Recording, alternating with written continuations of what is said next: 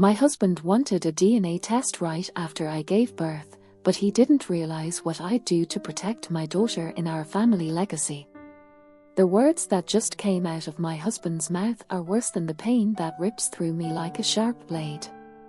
Adam comes forward in his expensive suit, ironed perfectly despite over the course of the 12 hours we've spent in this delivery room, I've been struggling to catch my breath, trembling and sweating. He's been sitting there, in a flat, impersonal voice, ordering coffee rather than asking about our baby daughter's paternity. My hand is still holding our baby. The beeping monitors suddenly become too loud and obtrusive, and the room appears to shrink. Dr. Collins, with his wrinkled face and worry, looks up from his charts. My voice sounds odd and aloof, as if it were someone else's.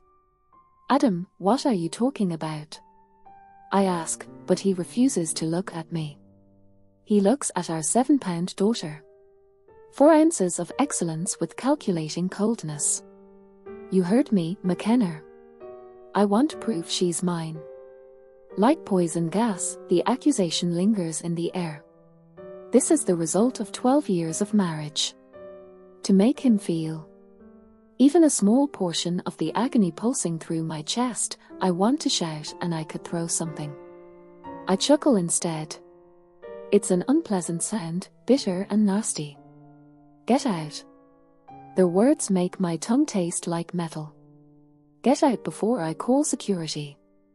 Dr. Collins begins, "Mrs. Harrison." But Adam interrupts. He takes out his phone and runs his fingers across the screen. He says, "I have every right to be here. And every right to request this test. My lawyer says your lawyer." In the weeks leading up to this, my husband was planning this ambush.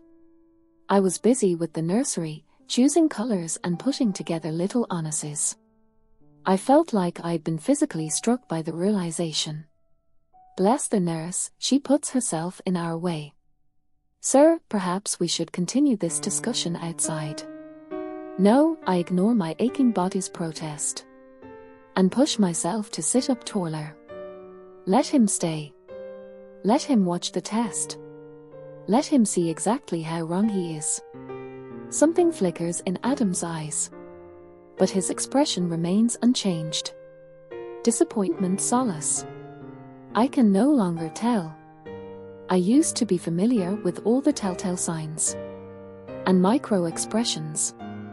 At what point did my husband lose his identity? "I'll set it up right away," Dr. Collins states in a casual tone.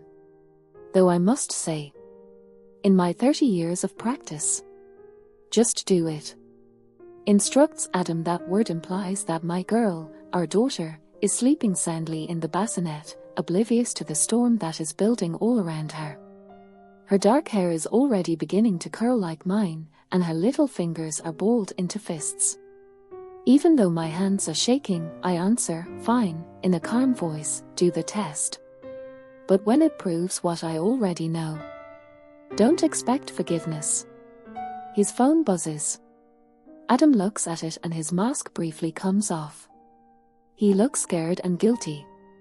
He's on his way to the door before I can even think about it. He says, "I'll be back tomorrow. My lawyer will contact you about the arrangements." I can breathe again. Once more, as the door closes behind him, Dr. Collins touches my shoulder gently. "McKenna, I'm so sorry." "Don't." He nods, his eyes lighting up with comprehension. "Of course," I say, glancing at my daughter once more. Although his flat is a haven, with Tara bustling around the kitchen brewing tea, I curl up with Emma on his worn leather couch. The familiar smell of coffee grounds in old books calms my worries, but my hands continue to shake. I observe Sam pacing and realize he's changed all the locks.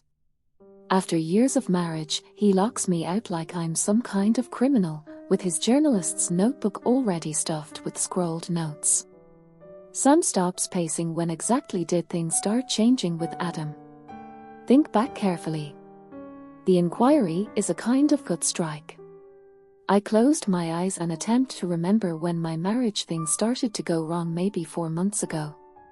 He started working late and missing doctor's appointments. He said it was because of a big merger, the Preston Tech deal. Tara's expression is disturbed as she puts down a mug of chamomile tea that closed months ago. I give it a quick glance. How do you know that? Tara looks at Sam and says, my sister works in their PR department, so the deal fell through in March. That's when Adam started bringing pricey new suits home, started taking enigmatic business trips and completely stopped caressing me. Sam taps his pen against the notebook and says, this doesn't add up. Why wait until the baby is born? He was born to demand a DNA test. Why not do it during the pregnancy? Because he needed a scene, Tara says in a low voice. He needed witnesses. It dawns on me like a blast of cold water.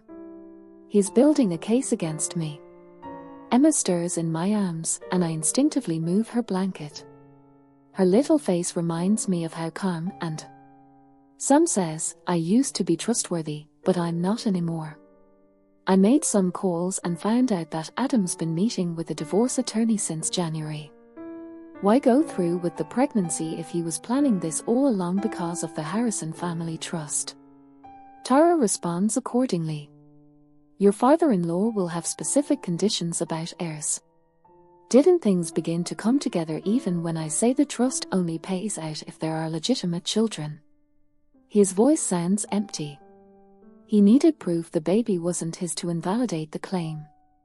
Sam's phone is buzzing. His face darkens as he looks at it.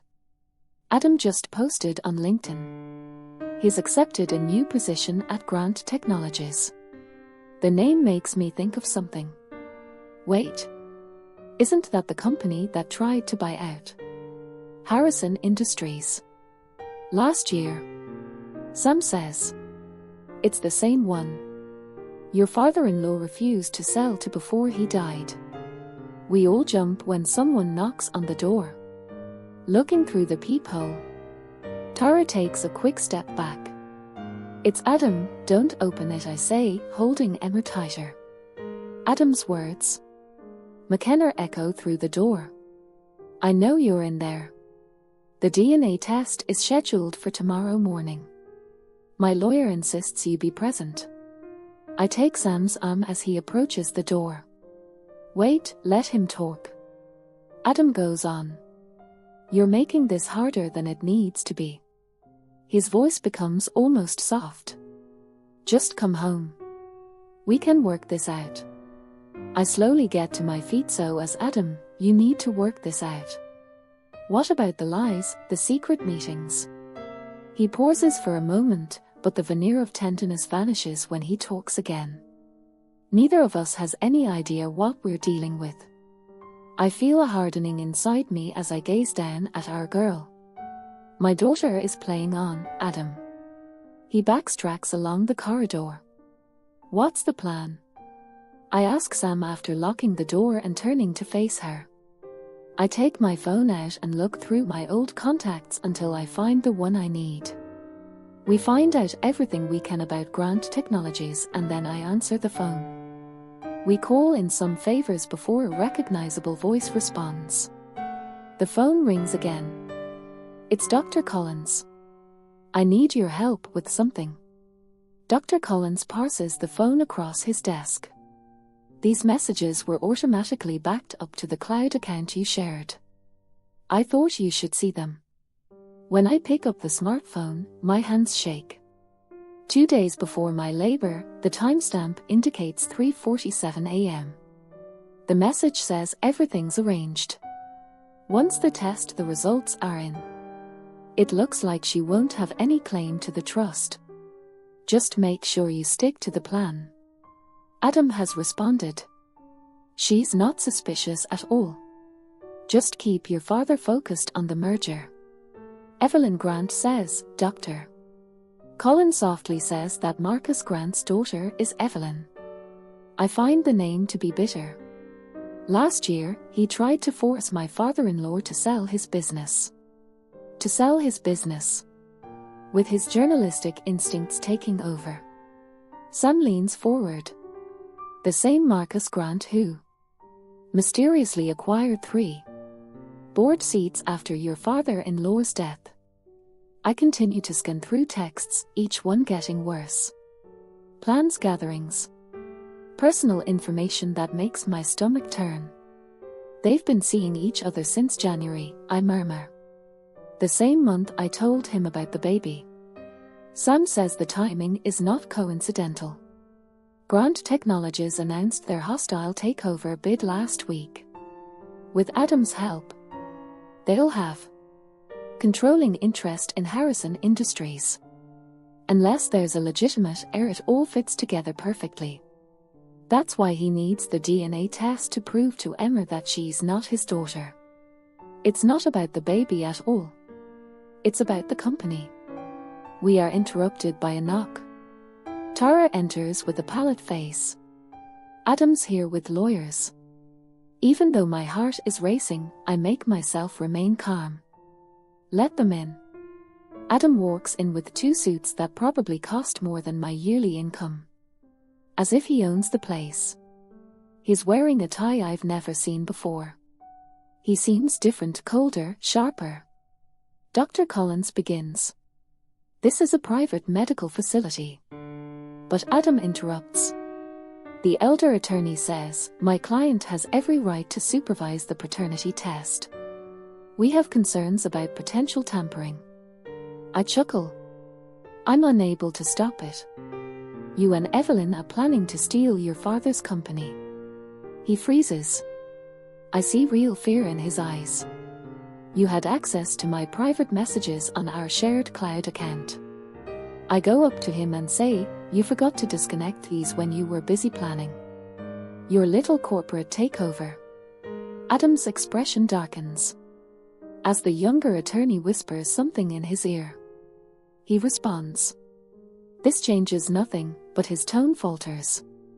The test will proceed exactly as planned. In a firm tone, Dr. Collins interrupts. Under my supervision with witnesses present. Unless you'd prefer to tell the board why you're working with Grant Technologies while you're also the CFO of Harrison Industries. Sam moves forward while Adam's hand fumbles with his phone. Communication to Evelyn, which was about love and eternity. Always keep receipts.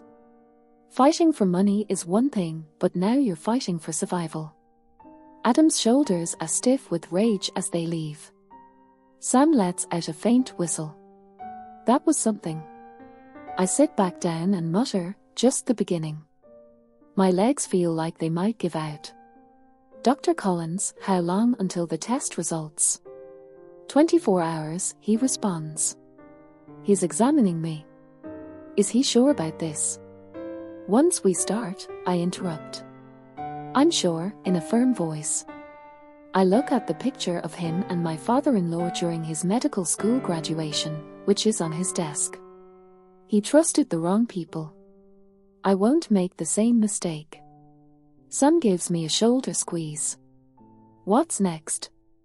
I pick up my phone and dial a number I never would have thought to use before. Next, I call Evelyn Grant. It's time for her to find out what kind of man she's dealing with. The Grant Technology lobby is impressive, with its sky-high steel and glass. I feel a bit out of place, so I move Emma's carrier from my arm until I see my eye look at myself in the mirror, reflected in the gleaming marble. Adam got me this suit for board meetings. It's one of his favorite suits. The armor is what counts, even though it fits differently now. The receptionist says Miss Grant is in a meeting. I say, tell her McKenna Harrison is here in a firm voice. Fiancé's baby. Keys no longer click. Her eyes get really big when she notices Emma's dark hair, which looks a lot like Adam's. Evelyn Grant and I are sitting opposite each other in her office 5 minutes later. She's younger than I thought. And she's really well-groomed in a way that shows she's from old money. Her 3-carat princess-cut engagement ring, which is identical to the one in Adam's browsing history, catches the light. She claims I don't understand, but her hands deceive her by twisting a pen till her knuckles turn white. Adam never mentioned a wife or a baby. Emma fusses, but I handle it with practice. How could he forget those details when he's planning corporate takeovers? The color fades from her face. You can't prove it with screenshots visible. I move my phone across her desk. Actually, I can. The question is, what will your father say when he learns his perfect future son-in-law is still married? That is using your Evelyn says, you're lying, but she's already using her finger to browse through the texts. Her expression hardens with each message. The DNA test is tomorrow. I add, I can see that Adam's quite confident about the results. He knows something I don't. She glances up abruptly, terror and recognition flickering in her eyes. My phone is buzzing. My blood runs cold after reading Sam's text. There was a lab break last night. The security video was deleted. He wouldn't. Evelyn murmurs more to herself than to me. Your father's company stands to gain millions of. Harrison Industries is in trouble. I say while leaning forward. Adam stands to gain everything. Unless there's a legitimate reason. She snaps the pen in her hands. Her immaculate desk calendar is marred by ink, which stains both merger dates and wedding venue appointments. Get out, she says tremblingly. Before I call security. I slowly stand up, drawing Emma next to me. You know what's funny? I ask in a cool yet incisive tone. He bought me that exact same ring 5 years ago. He promised me the same forever. He even used the same pet names. She shouts. I said, get out. I quietly remark, check his phone and stop at the door. The one he keeps in his gym locker. The one with the real messages. She becomes motionless. How did you? When I say because I was you once. I make my way to the door and then stop again saying. Young. In love, certain he was different. Oh, and Evelyn, when you confront him. Watch his left eyebrow. It twitches when he lies. On her broken face. The elevator, the doors close. I write to Sam. My hands are shaking. It's done. I start the second phase. He responds right away. Tara's lab contact has been verified. There have been attempts at tampering. The test is being moved to a secure location by Dr. Collins. Another message from an unidentified phone appears. When I open it, my heart stops. It's a clever girl. She writes, Adam. You don't remember who taught you how to play chess, but you should check your email from Harrison Industries. If you don't leave the board within an hour, the creative accounting adjustments you helped me with last year will be made public. It's your turn. I look at the screen, remembering the late nights. I spent ages going over spreadsheets, following Adam's instructions and signing documents he said were standard. It's made me realize how long he's been planning this. Emma's little hand catches mine as she stirs. I see my own resolve, my father-in-law's strength and something else in her face. Adam never realized that this was part of the Harrison family's history. I call Dr. Collins. It's been a while since I've had a chance to chat. Tell me everything. The lab is clean and secure, with cameras watching our every move. The safe lab feels like a fortress. Adam's attorneys are nearby, while Dr. Collins stands at the testing station. He's keeping a low profile. Emma ignores the stress in the room as she rests. In her career, when Dr. Collins says the results will be available in 30 minutes, all parties will remain present. The door flings itself open, with mascara smearing her cheeks and her flawless poise ruined. Evelyn bursts in. This isn't. She spits out the gym locker and throws her phone to him. He even made a gesture to straighten his tie, which I'd nearly forgotten. This is ridiculous. "Whatever McKenna told you," Evelyn interrupted him, her voice cracking. "She didn't have to tell me anything. Your friend Marcus was quite helpful. Once I showed him the real numbers behind the Grant Technology merger, Adam's face lost. You didn't." She smiled, but it was a sharp, bitter smile. "Daddy's on his way with the SEC. A message from Tara says that security footage has been recovered and my phone is vibrating. A suspect in a lab break-in has been identified." I give Dr. Collins the phone after examining the picture. He turns to face Adam's younger attorney. The man begins to perspire. "Interesting," says Dr. Collins in a cool but acerbic tone. "Very interesting indeed." Adam looks from one of us to the other, calculating. "I know the expression he gets when he's going to give up a piece to keep the game going," Adam says abruptly. "McKenna signed," he adds, in a loud voice. "She's just as culpable as the rest of them, except for the backup plan." I break off maintaining eye contact. "The one my father-in-law left with Dr. Collins before he died." Adam becomes motionless. What he knew about the embezzlement at Grant Technologies, he documented. I add, now speaking. "Including your attempts to access Emma's trust fund before she was even born." Clearing his throat, the senior attorney does so. "Mr. Harrison, perhaps we should shut up." Adam's calmness totally breaks. He's got his fists clenched as he rounds on me. "You're bluffing.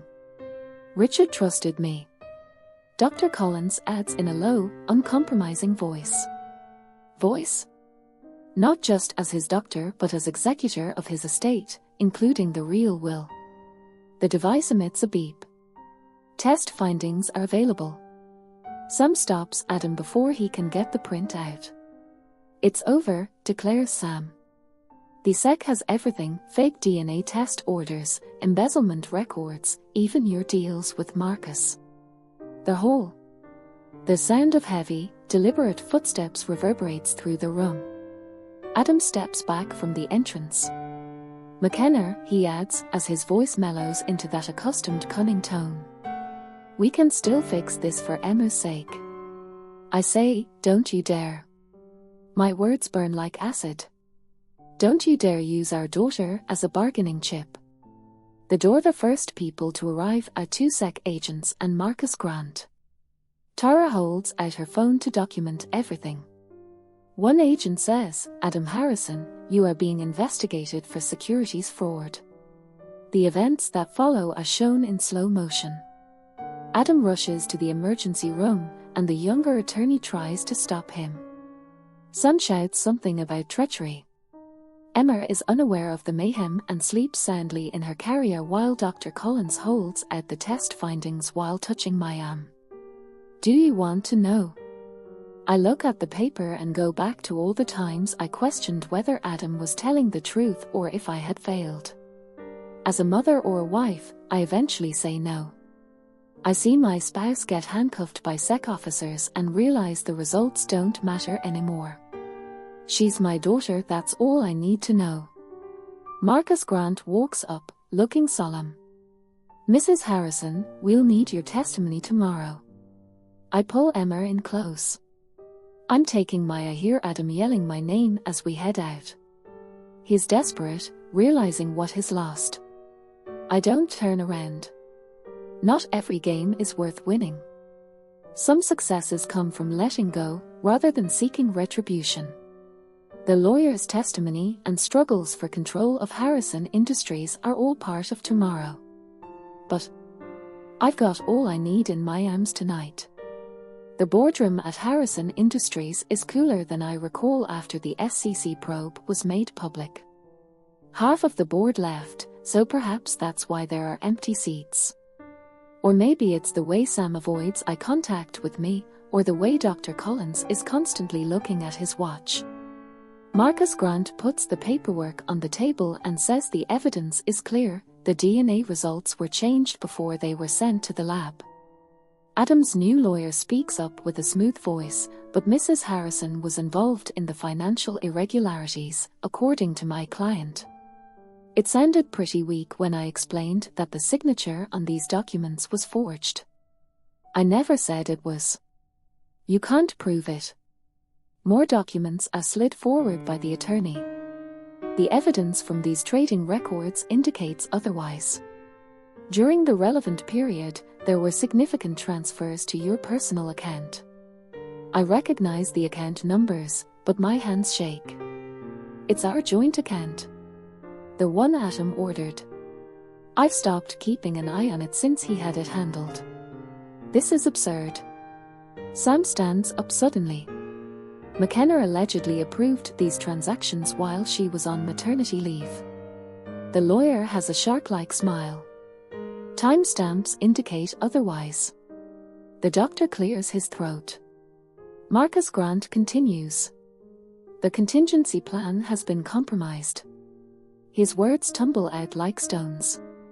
Last night someone gained access to Richard Harrison's personal documents. Everything is gone. I feel the earth move beneath me as I hold onto the edge of the table. It's not possible. The security procedures have been bypassed.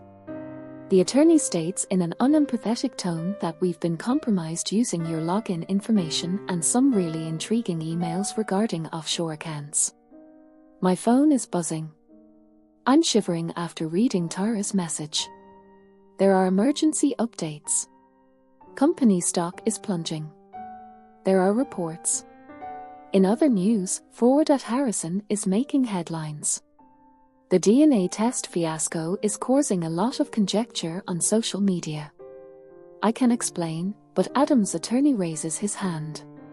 He straightens his papers and stands up saying, "Save it for the SEC hearing." In the meantime, given that the board has called for an emergency vote of no confidence. You can't. The words are stuck in my throat. My father-in-law dedicated his life to this business. He had faith in me and believed you. Adam's voice interrupts, causing me to wince. Despite the ankle monitor indicating his house imprisonment, he stood spotless. In the doorway, as if I trusted you not to speak to Evelyn behind my back.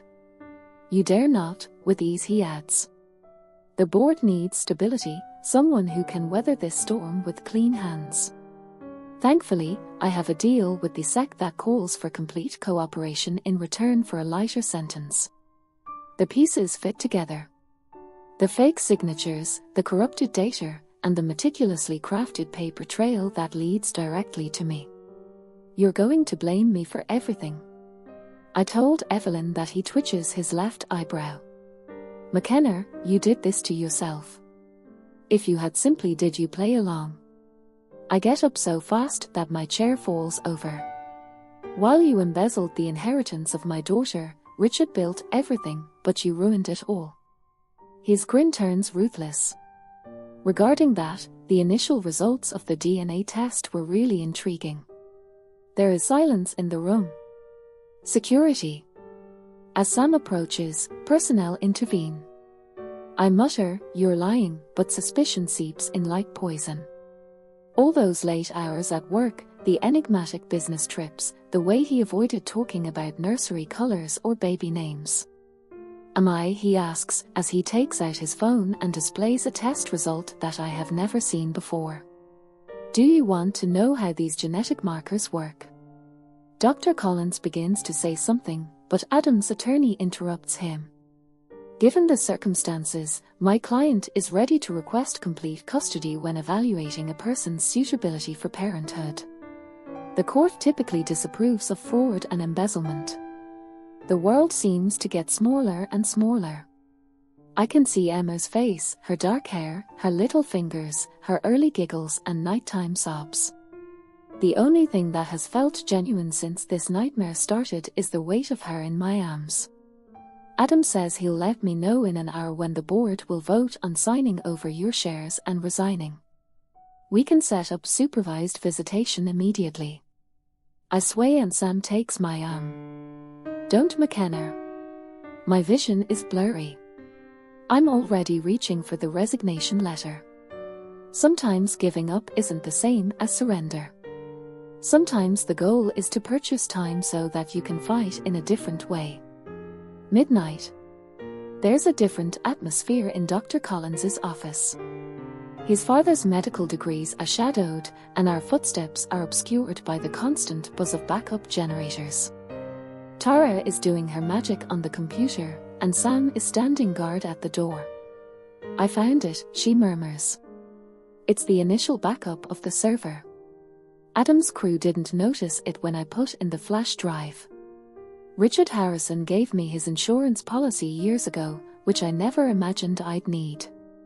My hands were shaking. How much time would it take to decrypt the data if the passwords that your father-in-law used were still valid? Are they still valid? The door slams open. Adam is standing there with 2 security officers on either side of him. His ankle monitor glares accusingly in the dark. He replies, "I knew you'd try something desperate." As he enters and adjusts his handcuffs, he says, however, "Breaking and entering will appear awful during the custody hearing." Some shifts between us. "How did you discover?" Adam's eyes do not meet his smile. Tara whispers, 7 minutes. Adam narrows his gaze. If the person requesting them is engaging in fraud, then they are not valid. He chuckles, but there's a hint of doubt. "There is nothing you can prove." 15 minutes later, Tara replies. Adam gives the guards a signal to stop it right now. I move forward and play my final card, saying, "Wait. The actual DNA is the outcome. Let me see them. I've experienced this before. Either show me the proof or I'll send the SEC everything we find out, including every email, transaction and meeting with Marcus Grant." He twitches his left eyebrow. "You're bluffing." 3 minutes later, Tara says, "The security team is approaching the PC. Sam stiffens is ready to step in." Adam's words, "Ow. Yours," stops everyone in their tracks. "The actual DNA test shows that she is yours. I needed leverage, so I changed the outcomes. I just sensed clarity. Even though the admission should be painful. In any case, you never desired her.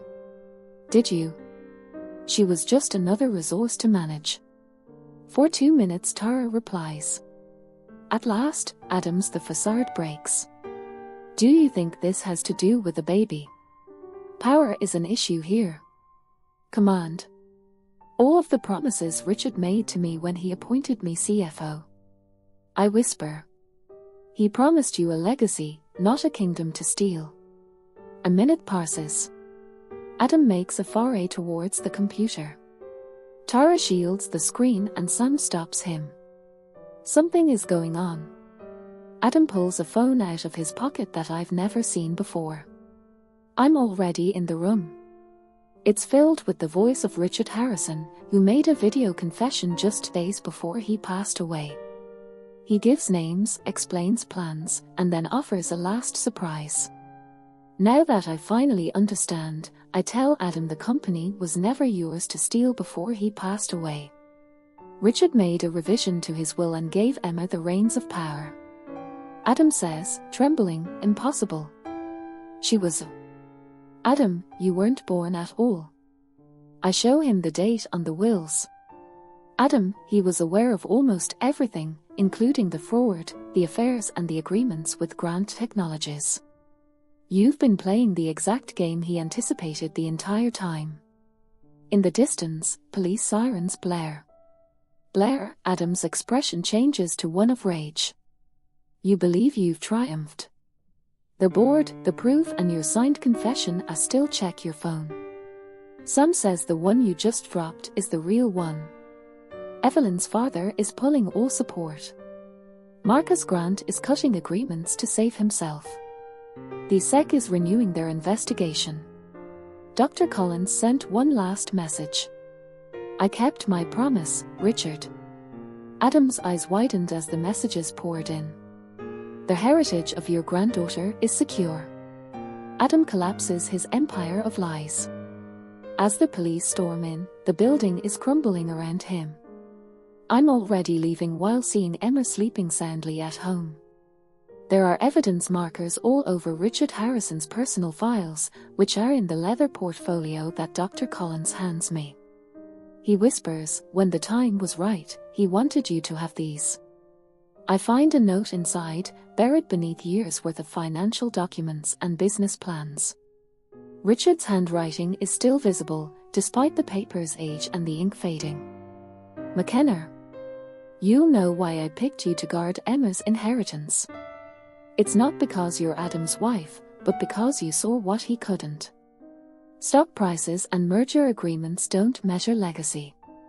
It's in the choices we make. In choosing to defend instead of destroy, Emma is fussy in her job. I reposition her. I notice my image in the shadowed windows. I somehow appear different. Sam shows up at the door. The sec wants to take another look at the video testimony. Evelyn Grant is also present. When Evelyn walks in, I think she'll be furious, but all I see in her eyes is tiredness.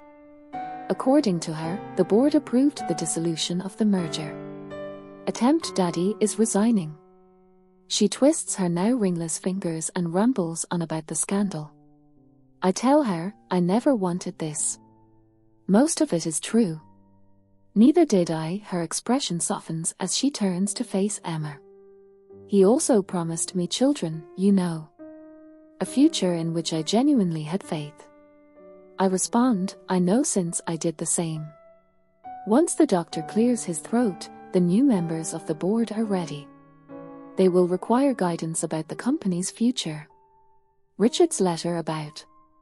I think of choices and legacies. I tell them we're reorganizing, starting with the charitable foundation. We'll double funding for programs that help single parents. Tara smiles. We see a disturbance outside. I watch through the glass walls as federal officers carry Adam away. He's got a flawless suit on, but he's all rumpled and his confidence mask is finally shattered. He looks at me and starts to say something, but I look away. There are some discussions that are not worthwhile. Dr. Collins pulls out another envelope and says, there's something else regarding Emma's trust. Your father-in-law left detailed instructions. It's not simply money. Projects for community investment must. Every dollar is equal. I finally understand. I laugh. He made sure the legacy wouldn't be taken. It has to be earned. Speaking of income, Sam talks about corporate corruption in The Price of Truth, an investigative piece that recently went live. Although I think karma in the boardroom sounded more appealing, I decide against it as I watch Emma fall asleep. I'm not retaliating either. I'm just moving on.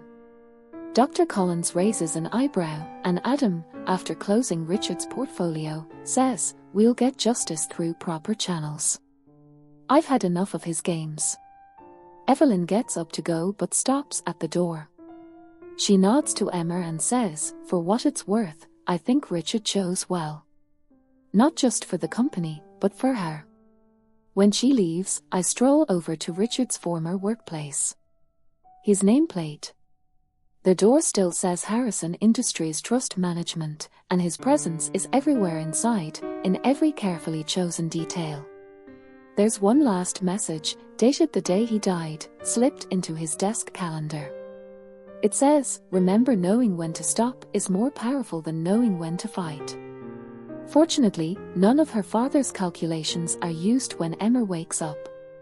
She wakes up and demands attention. I pick her up and inhale that wonderful infant smell.